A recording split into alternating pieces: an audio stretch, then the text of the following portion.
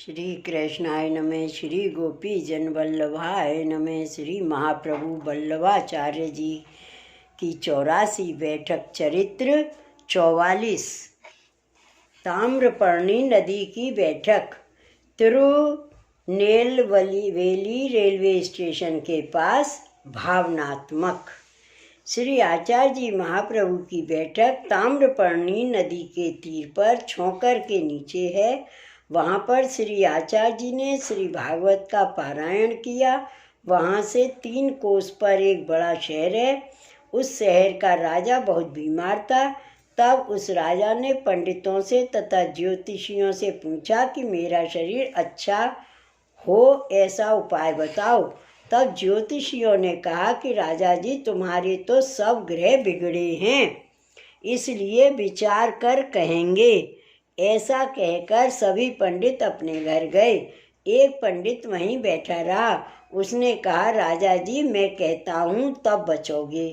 तब राजा ने कहा, तुम कहो, मैं वही करूँगा। उस पंडित ने कहा कि एक सोने का पुतला अपने बराबरी का बनवाओ तथा उसको तुम्हारे आभूषण एवं वस्त्र आदि सब पहराओ। फिर उस पुतला का दान ब्राह्मण को करो। जो ब्राह्मण दान लेगा वह मर जाएगा और तुम बच जाओगे।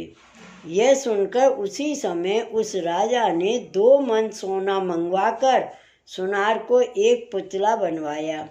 उसको अपना गहना वस्त्र सब पहनाए। तब अपने पुरोहित समेत सब पंडितों को बुलाकर कहा कि पुतला का दान लो। जो ब्राह्मण दान लेने को जावे उसके सन्मुख काल ज्वर आता। तब सभी पंडितों ने कहा कि यह हमको दान नहीं चाहिए। राजा ने अपने पुरोहित को बुलाकर कहा कि यह दान तुम्हारे बिना कौन ले सकता है। तब वह पुरोहित दान लेने को खड़ा हुआ सो वह गिर पड़ा। पुरोहित ने कहा, मेरे को यह दान नहीं चाहिए। इसके बाद जिस पंडित ने यह दान बताया था उसी को राजा ने बुलवाया और कहा कि तुम ही यह दान लो। तब उस पंडित ने उस पुतले के सामने देखा। वह महाविकराल काल स्वरूप में दिखाई पड़ा। वह पंडित थर थर काँपने लगा।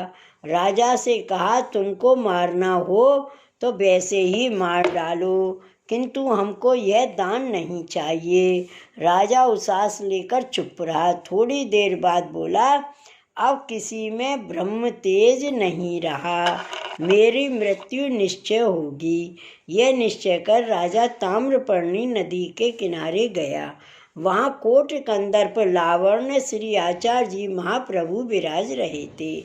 उस समय राजा ने कहा कि निर्विप्र मुर्वी तलम, इस काल में ब्राह्मणों में ब्रह्म तेज नहीं रहा है। यह सुनते ही तत्काल श्री आचार्य जी ने उस राजा से कहा, अरे राजा, यह क्या बात करते हो? क्या जगत नास्तिक हो गया है? तब उस राजा ने श्री आचार्य जी से प्रार्थना की कि महाराज, आप तो साक्षात ईश्वर दिखते हो। राजा का दान करना और ब्राह्मण का दान को लेना यह धर्म है। मैं दान देता हूँ किंतु कोई नहीं लेता है। श्री आचार्य जी ने राजा से कहा कि इस समय तो तुम अपने घर जाओ, सवेरे हम वहाँ आकर तुम्हारा दान लेंगे। तब राजा प्रसन्न होकर अपने घर गया। पीछे प्रातःकाल श्री महाप्रभु जी आप सब सेवकों के साथ वहाँ पधारे।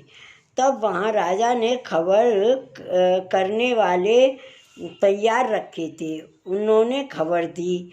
राजा ने श्री आचार्य जी को उस पुरोहित के निकट पधराए और संकल्प किया।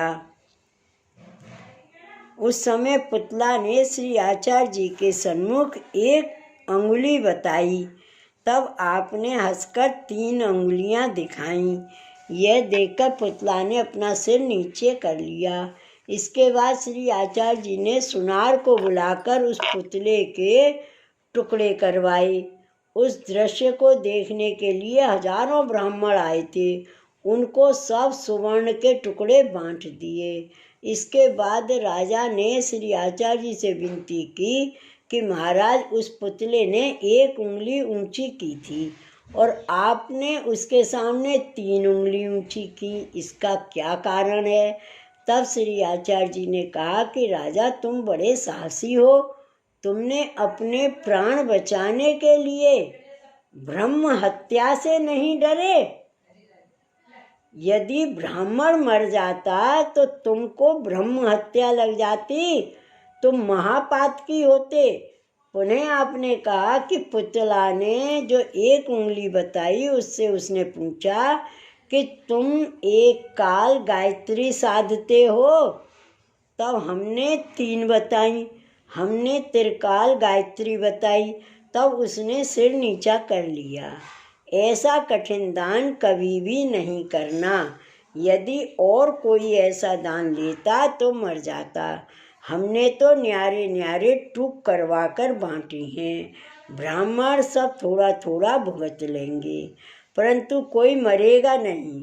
तब राजा ने दंडवत करके प्रार्थना की कि कृपानाथ मेरे को शरण लीजिए। राजा को आपने शरण लिया। यह महात्म देखकर अनेक जीव श्री आचार्य जी महाप्रभु की शरण आए। इसमें पंडितों को बताया कि प्रतिग्रह लेना अत्यंत कठिन है। उसके बाद राजा ने बहुत भेंट की। पीछे श्री आचार्य जी महाप्रभु अपनी बैठक में पधारे। वहाँ पर आपने 3 दिन तक गायत्री जाप किया। सब सेवकों ने विनती की कि महाराजाधिराज, आप तो ईश्वर हो, इस कारण आपने राजा और ब्राह्मण दोनों को बचाई। तब आपने कहा कि हमारे देखा देखी ऐसा कोई दान लेगा तो निश्चय ही उसकी मृत्यु होगी। उसके पीछे वहाँ के पंडित सभी श्री आचार्य जी के सेवक हुए। यह चरित्र ताम्रपर्णी नदी पर श्री आचार्य जी महाप्रभु ने दिखाया। श्री वल्लभाधीश की जय। श्री गोवर्धन नाथ की जय। श्री गोकुल नाथ की जय। जय जय श्री गोकुलेश। जय जय श्री गोकुलेश।